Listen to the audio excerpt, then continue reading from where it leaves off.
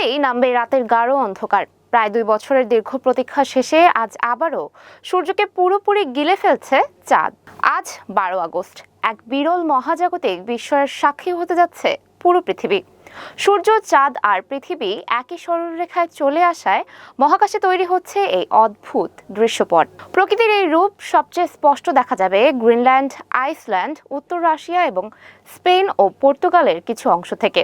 বিশেষ করে স্পেনের উত্তরাঞ্চলে সূর্যাস্তের ঠিক আগ মুহূর্তে গ্রহণটি ঘটবে, যা তৈরি করবে সূর্যাস্ত ও পূর্ণগ্রাসের এক অভূতপূর্ব মিলন মেলা। তবে ভৌগোলিক অবস্থানের কারণে বাংলাদেশ থেকে এই পূর্ণগ্রাস সূর্যগ্রহণ দেখা যাবে না। বাংলাদেশ সময় আজ রাত 9টা 34 শুরু হওয়া এই গ্রহণের স্থায়িত্ব হবে প্রায় 2 মিনিট 18 সেকেন্ড। এর আগে 2024 সালের 8 এপ্রিল উত্তর আমেরিকায় দেখা গিয়েছিল এমন এক পূর্ণগ্রাস সূর্যগ্রহণ। বহু বছর পর ইউরোপ মহাদেশে দেখা যাওয়া এই মহাজাগতিক দৃশ্যটি মিস করতে চান না বিশ্বজুড়ে জড়ো হওয়া লাখো চোখ। এতক্ষণ সঙ্গে ছিলাম আমি সুমাইয়া হক তনি। নিউজ ফ্ল্যাশ 71 এর সাথে থাকার জন্য ধন্যবাদ।